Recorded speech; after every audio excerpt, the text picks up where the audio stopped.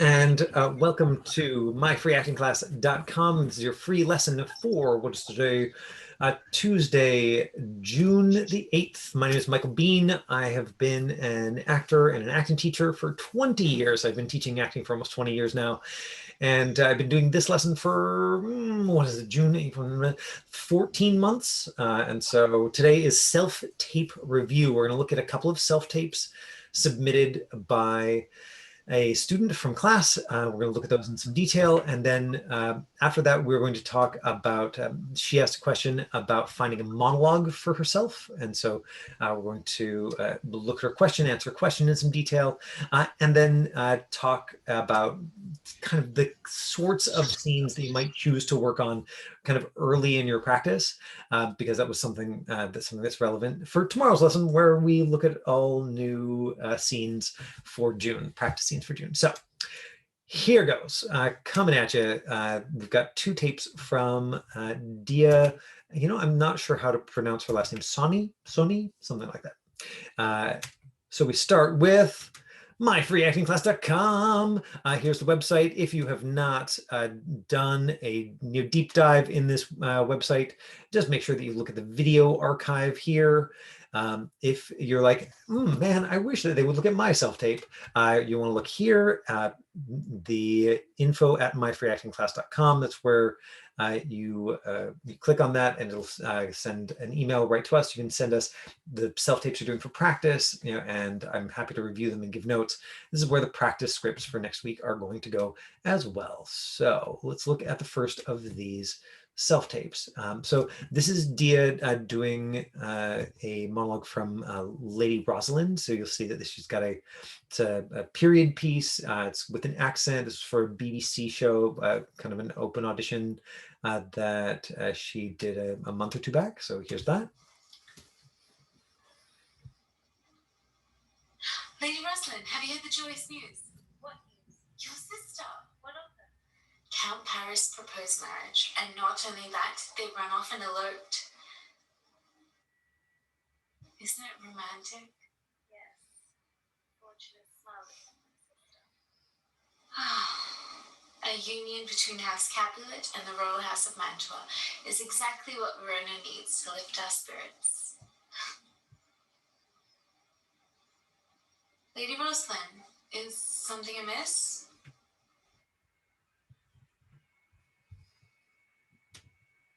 Amiss?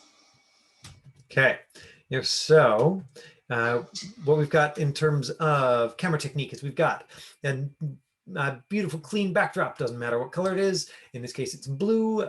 She looks good against it. We've got because a color that one of the reasons that blue and green make useful backdrops is because they don't sort of pop against your skin. Like for me, even this red sweater is going to make my skin look redder because my skin is already like some on the redder side of things. So if I wear red on camera, I'm going to look more red. Just one of those things. So you want a neutral background, but like this wall behind me, totally functional as a neutral background. Like tan, gray, white. Like as long as the focus is on your face and not on the background. My background is a little bit distracting right now. Dia's is much better. What we've got here, is neutral, non-distracting background. She's in a medium close-up, meaning we're seeing her head down to just below her armpits. We're not seeing much below her armpits. So that medium close is what you want for your auditions. She's got a light reflected in her eyes. Eye light, very, very important. If I turn mine off, which I love doing on the Tuesday lessons, poof, and you can see that suddenly very, very significant change. So also, now the backlight, you're getting a lot of, the light in the back is much brighter than I am, and I don't look nearly as alive and interesting because I turned off my eye light. It doesn't have to be a fancy ring light like I've got here. It can literally be anything. It could be a desk lamp that you put behind your computer or phone and point directly at your face, and just put a piece of paper over top so that it doesn't, like freak out your eyeballs. But the eye light, very important. Her eye line, the imaginary line between her eyes, she's looking at very close to camera. So not all the way to the side where we'd be looking at her ear, at her in profile, but just there. And if you've got two different eye lines, which we'll see in her next tape, both sides of the camera. So those are the kind of foundation pieces. Now, In terms of the storytelling here, and this has come up, Dia, with a couple of your tapes before, is you've got this real lightness. I have a sense that you sort of have an idea of who Rosalind is to you, and I really just think you can go further with your choice here, especially in these first 10 seconds.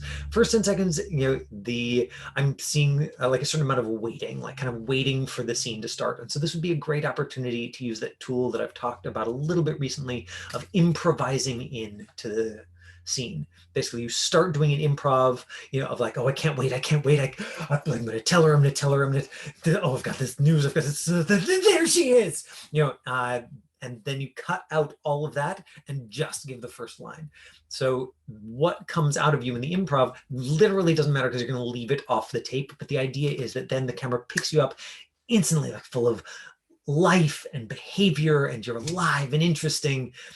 And this scene also, I think, could use a dash of objective, which is, what is it you want the other person to do or feel? And so I am unclear, like I'm clear that there's sort of an opinion about Rosalind, that you like her, and I think that you could just go further with whatever that choice about the objective is. If you're like, I want you to be happy for me, or like, oh, I want you to share this piece of, like, I want you to get excited about this juicy gossip, right? Make her feel, or what are you going to make her do? You're going to make her jump with joy. You're going to make her, right? In this case, maybe the feel ones certainly are more active for me when I think about the scene, and that's what I think would tie this together, emotionally. Now it's possible, that Dia was a good chunk of her attention was on the dialect. We'll often find is that when somebody's trying to do a specific dialect, especially if it's one that is modestly less familiar for them, their work will flatten out a little bit. Like their work won't be as interesting because they're focused on how are my words sounding and how are my vowels sounding, instead of, I'm just talking to you.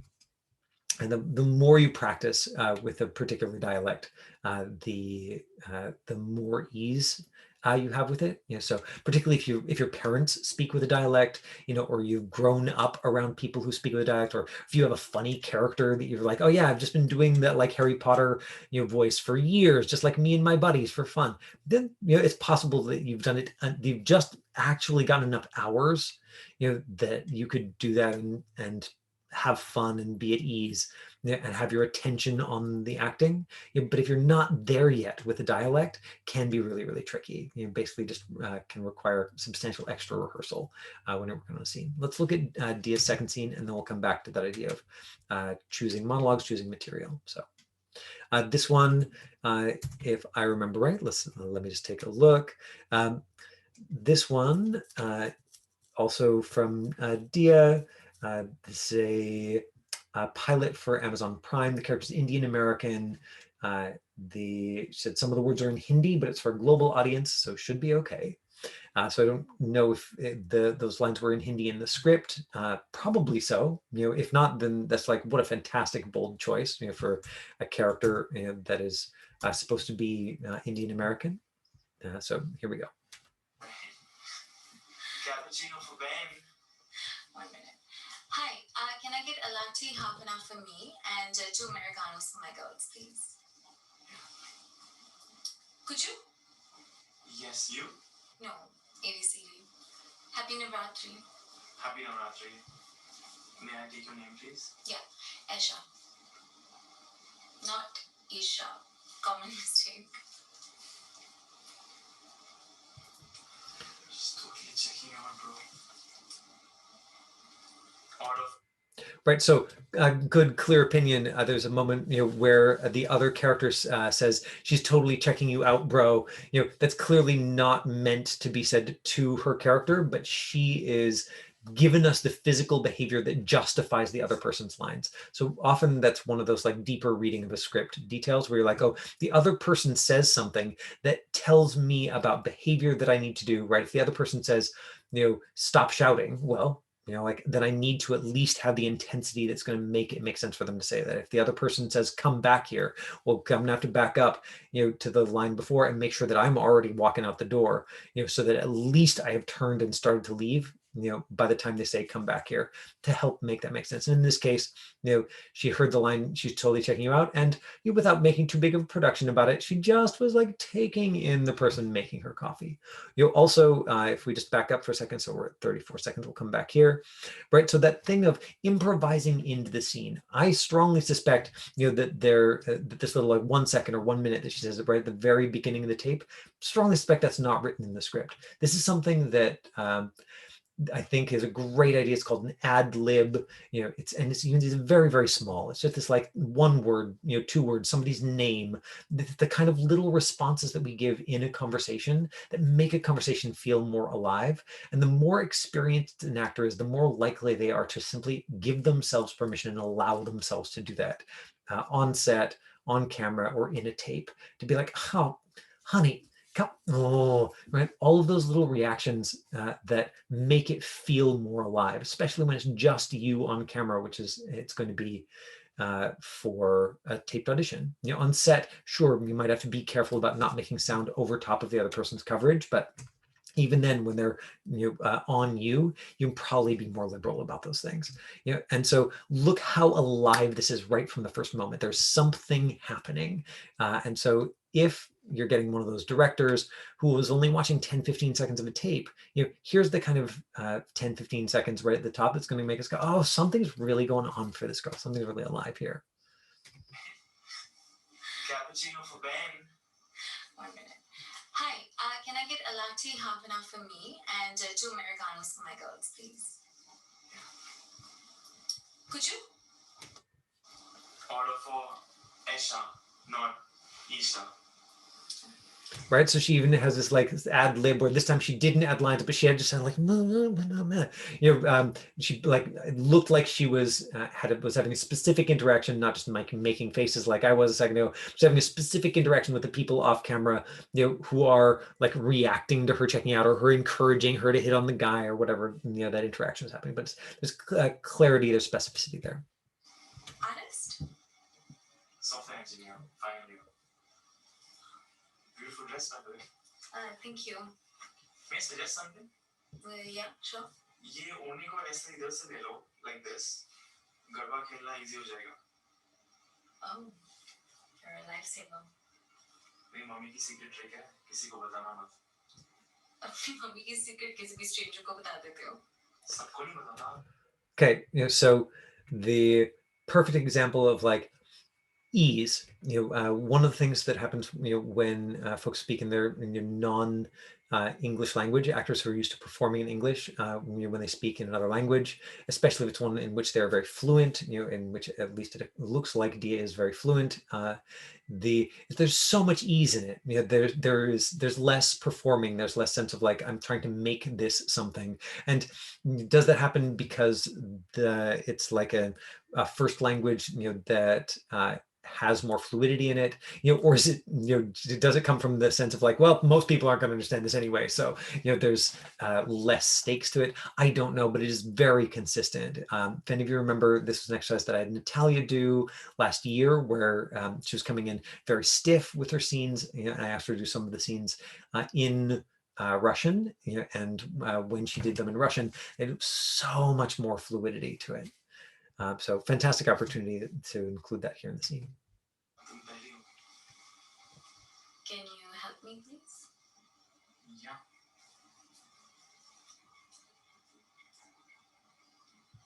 Done. अब चाहे gymnastics कर लो, ये नहीं निकलेगी. Thanks. Enjoy again. Right, lots of little micro expressions there, lots of sort of like the evolving like interest, in the guy who she's talking to, without it being on the nose, like she's not hammering it, she's really finding most of it in reactions, in those little micro expressions like we saw right there. Let me just back it up. Right, so he's talking, he's helping fix something. Right, look how Shiv के बाद क्या कर रहे हो? I don't have a garba partner. हमारे बड़ौदा में ये डांडिया नहीं खेलते, असली गरबा होता है. Okay, well then why don't you show me your asli moves? So not ish. Done. really alive, really interesting. We get to see the arc of the development of the character. Dia, it's based on this tape. I honestly, I think that piece of work is just like beautiful professional quality work. Like if you were bringing it to me for coaching, if we were working it in class, I might um, investigate some of the choices you're making about the guy or the girls, or what you want out of the interaction, and we could definitely explore it further. We could say, okay, let's take this thing that's present in this scene and turn it all the way up and just see what happens. But ultimately, if you had that take that you'd end up going back and using that one because it's got ease in it, because it just seems that you like care about the guy. Uh, I didn't get the call back, so I thought maybe something was wrong. Like, see, this is the crazy thing about film and TV, that it could be that they looked at it and they're like, oh no, we wanted somebody with short hair, or darker skin, or lighter skin, or, any of like 100 things, 200, 1,000 things that you had absolutely no choice in, or and no control over. But the work that you did there was so interesting and alive. And of course, if you as an artist are like, well, I want to keep making bolder choices, you could continue to explore that. Like you could look at it, in the spirit of exploration. Go like, okay, what if I imagine this about the guy who's doing my coffee? What if I imagine that? What if I start with like, oh my god, like he's gonna get it wrong, meh. Like you maybe could start further away from him being exciting, but then how would you justify the like checking him out line? I love the work that you did here. I don't think you have anything to feel self-conscious about. So if anything, this is just one of those ones where it's like it didn't go your way. It doesn't necessarily mean anything about you. Certainly not in my opinion. Whatever it was they were looking for, you don't have control over. Now let's go to Dia's question for today, which was, I have to do dramatic tape of any scene monologue of my choice for an agent. Wonder if you'd seen some of my work, if you had any recommendations. It's going to be part of my reel, so they want a piece I can really bite my teeth into, and we can use it in class too. This is the question that I started to get into, and Anthony and Candy, with you, because you were here a little bit early, you're at least ahead of everybody else. This idea that particularly when you are doing work that you want to showcase you, and Dia, even though you've got more experience, I think this might be a useful question for you.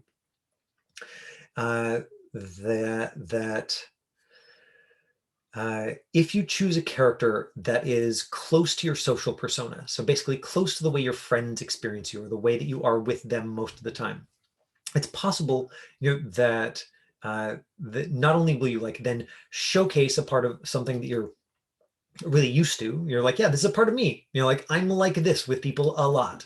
But then if you can find a character that is like that, it is possible that you will occur for other people as more successful, because basically you'll just be doing the acting and other people are like, whoa, wow, like your take on that character was so real. It's like you're playing that character all the time. Like, yeah, I actually am. I just kind of do play that character all the time. And so it's a way to, especially when you're starting, give yourself the experience of success. So let's say that you're like, oh, most of my friends would say that I'm really shy. Great, let's find you a shy character that then has up like a pop of something else. Most of my friends would say that like I'm friendly and goofy and weird. Oh, great, let's find you something like friendly and goofy and weird. And so one of the ways to approach that question your agent is giving you is like, what's something that you can really dig your teeth into, Dia, is like, what is your most familiar social persona, right? Like if I was going to ask your friends, and you can actually do this as an exercise if you want to, and say, hey, can you give me 3 single word adjectives that you'd use to describe me if you were describing me to somebody who didn't know me? If you're like, oh yeah, meet my friend Candy. I really want you to meet my friend Candy. She's like da da da da, da, and I'm going to give like 3 single word adjectives. And of course, if they break the rules and they give you a paragraph, great, that's fine. The point of putting a limitation on it is just to see if there's things that overlap. of course we have like a very rich experience of ourselves. It's like, well, I experience myself as very confident, except when I experience myself as very shy, and I experience myself, as like, very awkward, except when I experience myself as very smooth, and that I have experience of myself in all of the different ways. But if we're investigating like, what have I got the most practice in? And so I don't know, what would the Michael Bean version of that? People would be like, oh, he's kind, he's enthusiastic, like probably something else, right? Like my friends would be like, oh yeah, the and then hopefully they'd say something about like ideas, kind, enthusiastic, like really into stuff. Because that's accurate. I'm like, oh my God, this book that I'm reading, like, let me tell you about this class I taught today. Details. So Candy, what about you? If I'm thinking about, something that I can put in the scene pack tomorrow that you might be able to play with, if I asked your friends, okay, what's Candy like as a person? What are some of the adjectives that you think you would get? So I get people that they kind of treat me like this, like they're there, kind of because sometimes I say things that I just didn't think it through all the way, and so the way it came out sounded like really awkward or just like weird.